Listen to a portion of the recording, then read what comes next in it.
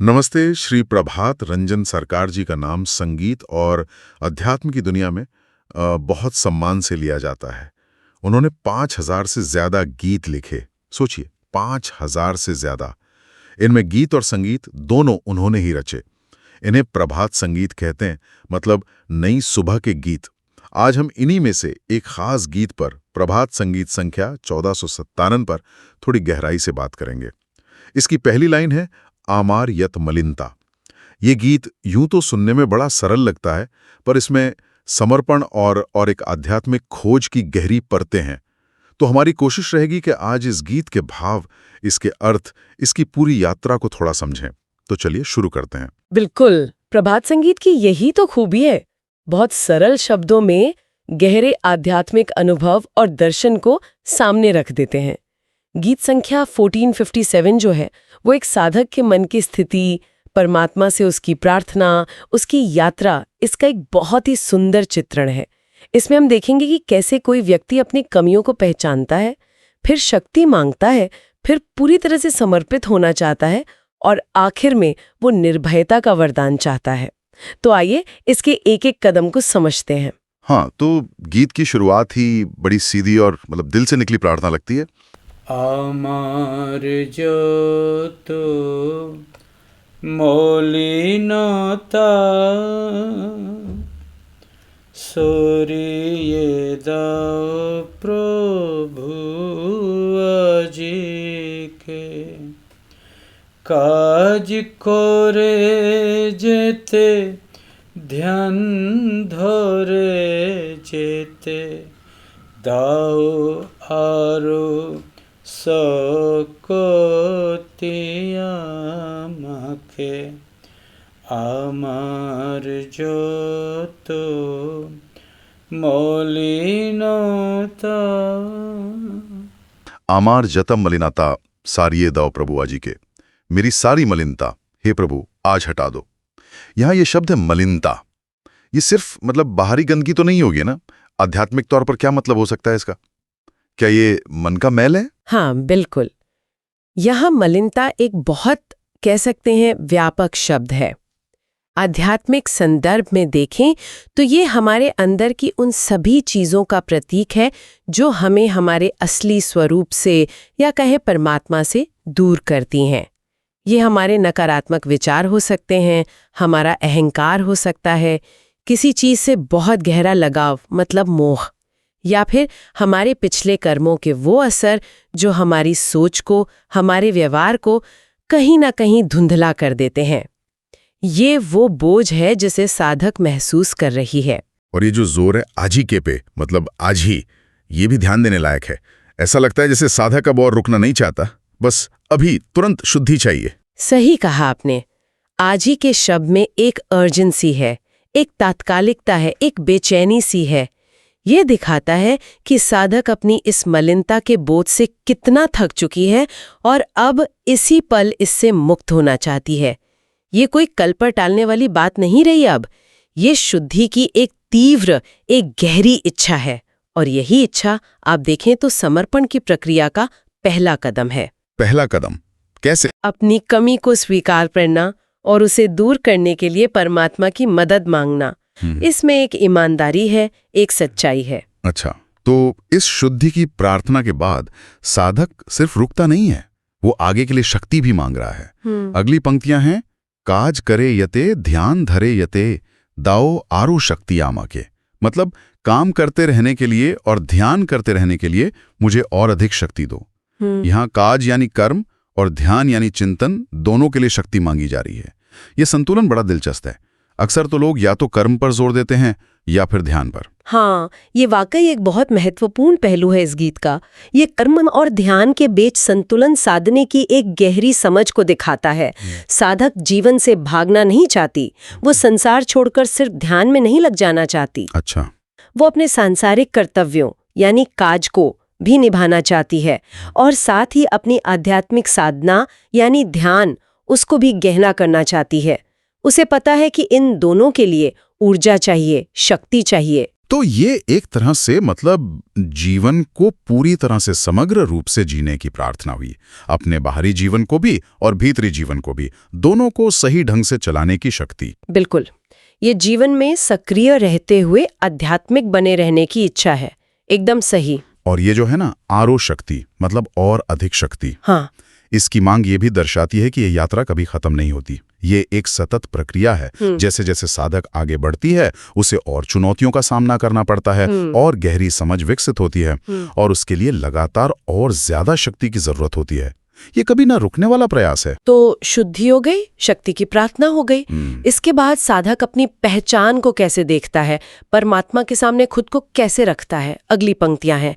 तबु चरण धूली आमी जे चिरतरे तबु काजे मोरे लागाओ भालो करे तोमार যন্ত্র করিয়া নাও মোরে তোমার যন্ত্র করিয়া নাও মোরে লাগাও সব কাজে ছাড়িয়ে দিকে দিকে আমার যত মলিনতা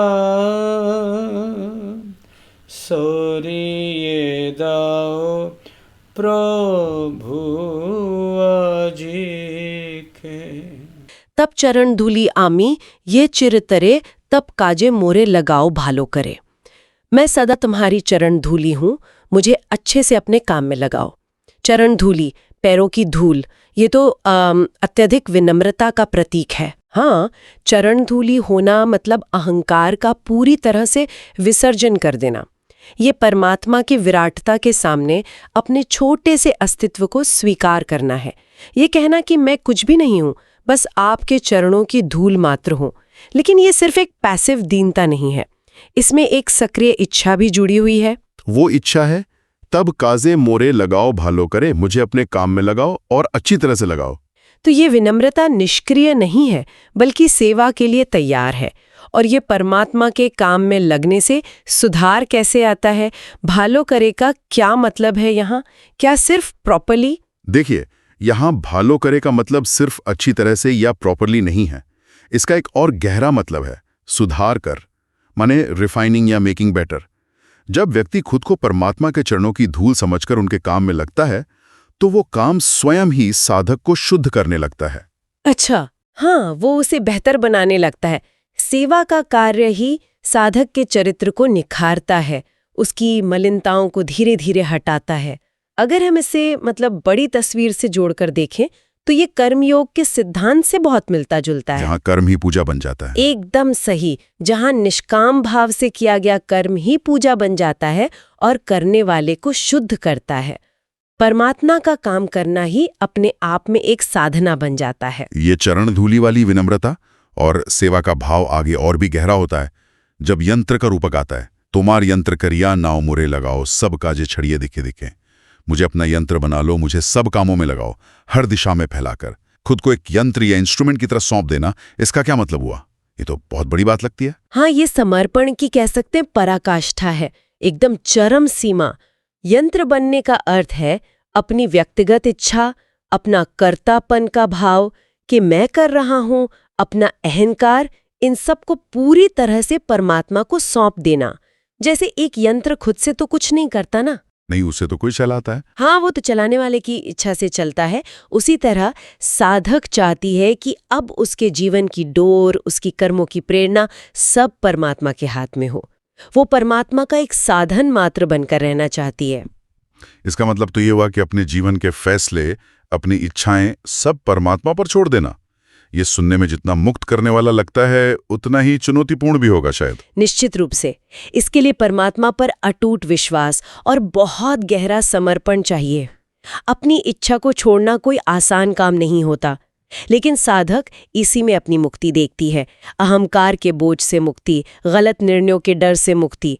और फिर देखिए, वो सिर्फ यंत्र बनकर निष्क्रिय नहीं रहना चाहती, वो चाहती है लगाओ सब काजे छड़िए दिके दिके। हाँ, सब काजे मतलब सभी कामों में, और छड़िए दिके दिके मतलब हर दिशा में फैलाकर। इसका दायरा कितना विशाल है, कोई सीमा नहीं, कोई बंधन नहीं लग रहा। बिल्कुल, ये साधक की सार्वभौमिक सेवा की भावना को दिखाता है, यूनिवर्सल सर्विस। वो किसी खास काम या किसी खास जगह या किसी खास समूह तक सीमित नहीं रहना चाहती। वो चाहती है कि परमात्मा उसे किसी भी अच्छे काम के लिए दुनिया के किसी भी कोने में, हर दिशा में एक उपकरण की तरह इस्तेमाल करे। ये दिखाता है कि उसकी सेवा की भावना कितनी निस्वार्थ और कितनी व्यापक है। वो परमात्मा की इच्छा को हर जगह फैलाना चाहती है। और फिर गीत सीधे सीधे जीवन के उद्देश्य पर आ जाता है। ধরায় আসিয়াছি কাজ করে যেতে, তবু আদেশ প্রতিপালন করিতে, তোমার ইচ্ছাকে রূপে এনে দিতে, তোমার ইচ্ছাকে রূপে এনে দিতে, দাও মোরে বরা ভয় প্রতিপলকে, দাও মোরে বরা ভয় প্রতিপলকে, আমার যত মলিনতা সরিয়ে দাও প্রভু আজিকে। धराए आसियाची काज करें ये ते, तब आदेश प्रतिपालन करीते। मैं इस धरती पर काम करते रहने आया हूँ, तुम्हारे आदेशों का पालन करने। यहाँ जीवन का मकसद बहुत साफ बताया गया है। हाँ, ये पंक्तियां जीवन के दोहरे उद्देश्य को, डुअल पर्पस को स्पष्ट करती हैं। पहला, काज करे ये ते, यानी इस धरती पर आने का एक मकसद है लगातार कर्म करते रहना।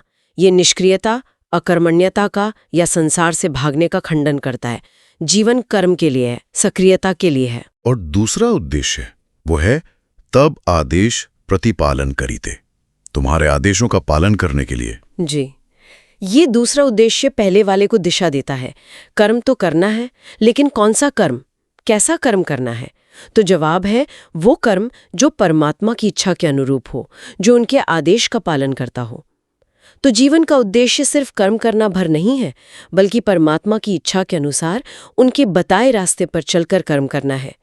ये अपने जीवन को एक दिव्य योजना से, एक उच्च उद्देश्य से जोड़ने जैसा है। तो ये आदेश क्या है? क्या ये कोई खास आज्ञा है, या ये परमात्मा की इच्छा को समझने की बात है? और क्या ये सिर्फ आध्यात्मिक कामों तक ही सीमित है, या हमारे रोजमर्रा के काम भी इसमें शामिल हो सकते हैं? ये एक महत्वपूर्ण सवाल है। देखिए, आदेश का अर्थ यहाँ संकीर्ण नहीं लेना चाहिए।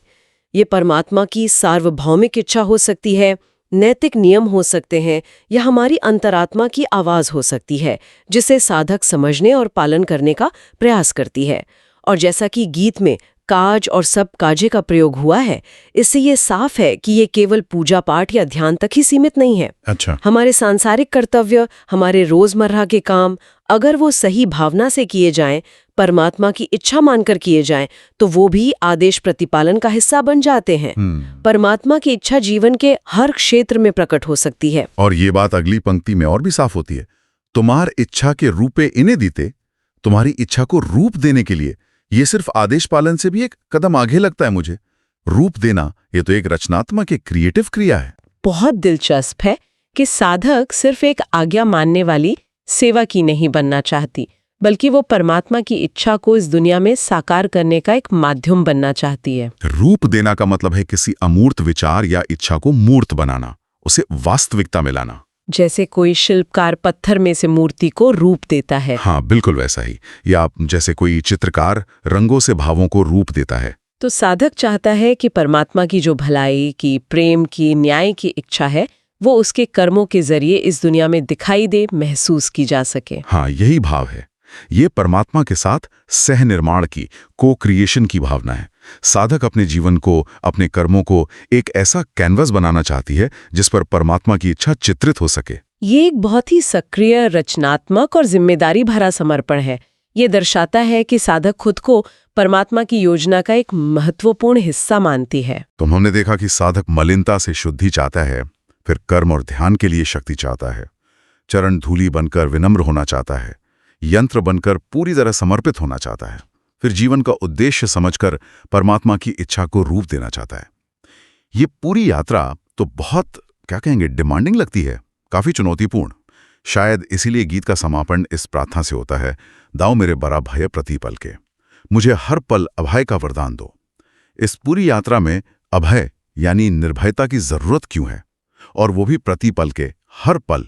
क्योंकि ये पूरा मार्ग अपनी मलिनताओं का सामना करने से लेकर परमात्मा का यंत्र बनने और उनकी इच्छा को रूप देने तक ये आसान नहीं है। इसमें कदम कदम पर भय है, असफलता का भय, लोगों की आलोचना का भय, भविष्य की अनिश्चितता का भय, हाँ, अपनी ही क्षमताओं पर शक का भय, सही रास्ते से भटक जाने का भय। ये सारे भय साधक को रोक सकते हैं, उसे कमजोर कर सकते हैं। खासकर तब जब आप अपनी इच्छा छोड़कर परमात्मा की इच्छा पर चलने की कोशिश कर रहे हों, तब तो अनिश्चितता और चुनौती का सामना करना ही पड़ेगा। बिल्कुल, जब आप दुनिया की जो आम धारा है उसके विपरीत चलकर कुछ उच्च आदर्शों को जीने का प्रयास करते हैं, तो प्रतिरोध तो होता ही है, स्वाभाविक है। जब आप परमात्मा का यंत्र बनने का प्रयास करते हैं तो आपको ऐसी परिस्थितियों का सामना करना पड़ सकता है जो शायद आपकी समझ से परे हों, जो आपको डरा सकती हों। इसीलिए साधक बड़ा भय यानी अभय का वरदान, निर्भयता का आशीर्वाद मांगती है। और प्रतिपल के, हर पल, मतलब ये डर कभी भी आ सकता है। हाँ, आध्यात्मिक यात्रा में चुनौतियां और मन के संदेह किसी भी क्षण उभर सकते हैं। इसलिए सुरक्षा और निर्भयता की जरूरत भी निरंतर है, हर पल है। प्रतिपल के बड़ा भय की प्रार्थना ये दर्शाती है कि साधक पूरी तरह से परमात्मा की कृपा पर निर्भर है। उसे पता है कि केवल परमात्मा पर अटूट विश्वास और उनका दिया हुआ अभय ही उसे इन सभी भयों से मुक्त रख सकता है और उसे अपने संकल्पित मार्ग पर, कर्म, ध्यान और परमात्मा की इच्छा को रूप देने के मार्ग पर आगे बढ़ने में सक्षम बना सकता है।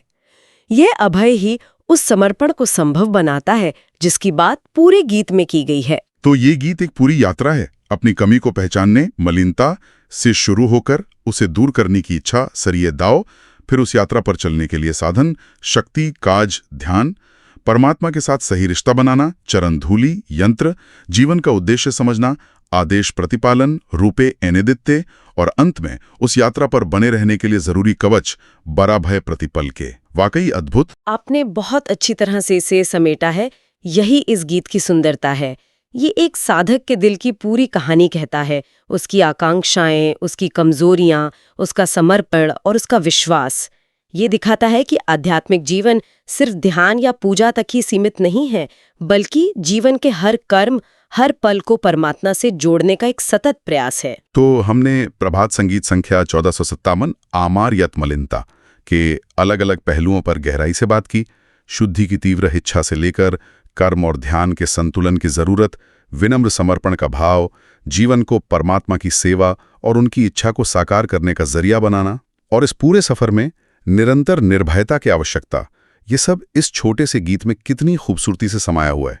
ये श्री प्रभात रंजन सरकार जी के विशाल संगीतमय सागर की बस एक बूंद है, लेकिन कितनी गहरी। निश्चित रूप से ये गीत हमें याद दिलाता है कि गहन आध्यात्मिक भावनाएं और दार्शनिक सत्य अक्सर सरलतम शब्दों में सबसे शक्तिशाली रूप से व्यक्त होते हैं।